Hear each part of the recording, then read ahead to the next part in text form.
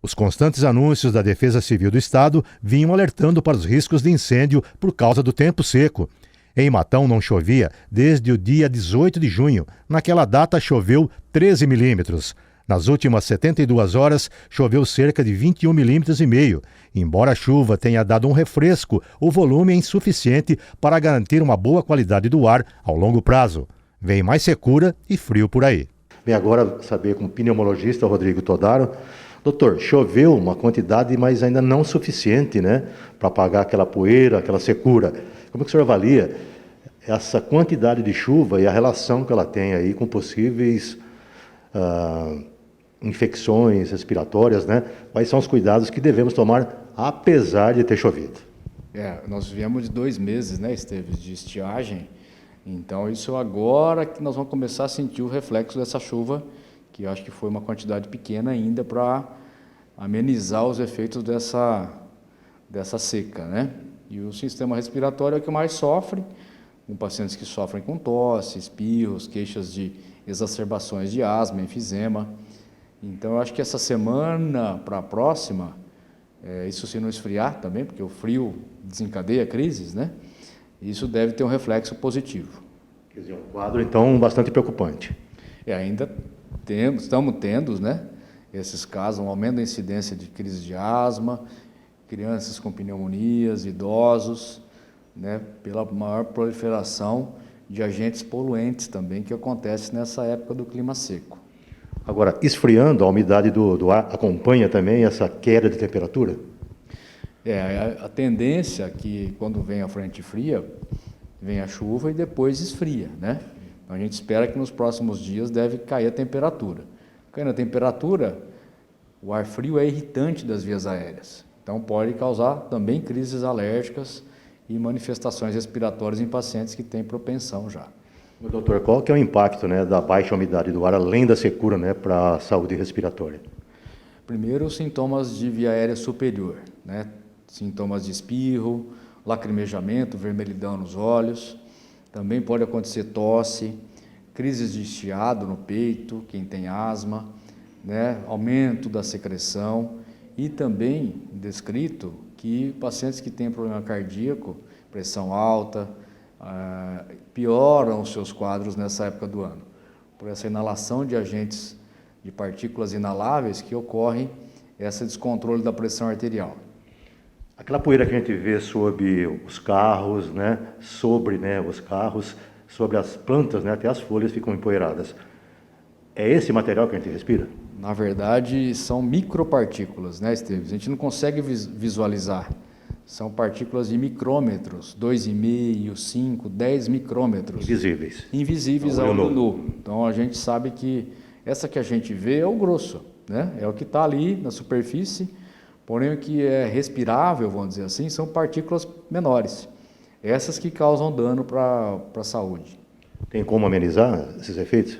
Acho que uma boa hidratação, né, no clima seco, hidratação das vias aéreas com soro fisiológico, lavagem com soro fisiológico, procurar artificialmente melhorar o ambiente com umidificadores, bacia com água, isso ajuda também, né? E evitar aglomerações também agora no período de inverno, onde há maior proliferação de vírus e bactérias em ambientes fechados, e exercício físico nesse período, das 10 às 4 da tarde, onde a poluição do ar está muito intensa.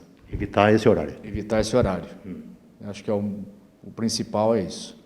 Agora, doutor, o senhor falou em ambientes fechados, né? O senhor recomenda o uso de máscara?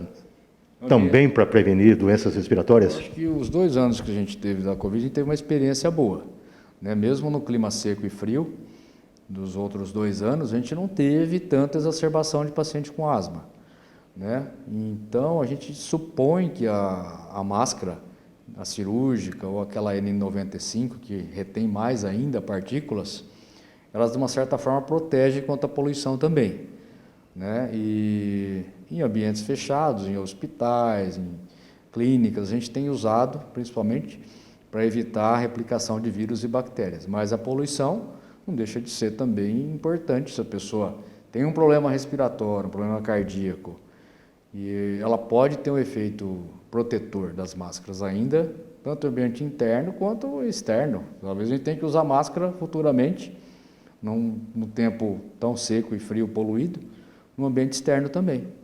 Doutor, estamos aí na semana, né, onde o Brasil está realizando a campanha nacional de multivacinação contra a poliomielite e também para a atualização das cadernetas, né, de vacinação, incluindo aí a vacina contra a influenza. Muita gente ainda não tomou essa vacina. A gente vê muita gente que não tomou. Pessoas de grupo de risco, inclusive, crianças, né? É importante que se vacine porque a gente não terminou o inverno ainda. Então ainda tem mais um período ainda que a gente vai passar com essas oscilações das temperaturas e a influenza se prolifera mais nessa época do ano. Outono e inverno é uma época que as pessoas estão mais vulneráveis a contrair o vírus da gripe, que é a influenza. Então tem que vacinar. Quer dizer, a vacina por si só não vai evitar que a pessoa adoeça, porém, se ela contrair algum tipo de doença aí, os sintomas são mais brandos, né? Sem dúvida. A proteção, ela é boa, né? Assim como toda vacina não protege 100%, só que ameniza os efeitos de uma possível complicação. Por exemplo, um paciente que tem uma vacinação da gripe em dia, ele não vai contrair uma pneumonia, não vai evoluir para uma internação, uma exacerbação da sua doença crônica e óbitos. Então é importante que tenha também essa conscientização. Vacina para Covid, 4 doses, quem tem já a faixa de idade que está contemplada, e a da gripe. Está disponível, né, no posto de saúde, as pessoas têm que procurar e se vacinar. Gripe mal cuidada também mata, né? Também mata. Influenza é uma doença grave e leva a riscos de uma complicação, que é a pneumonia, que também é uma das principais causas de morte. Principalmente se a pessoa tiver uma certa idade. Mais idosos, crianças também, e pessoas que têm comorbidade. Alguma coisa que o senhor queira acrescentar com relação a esse assunto?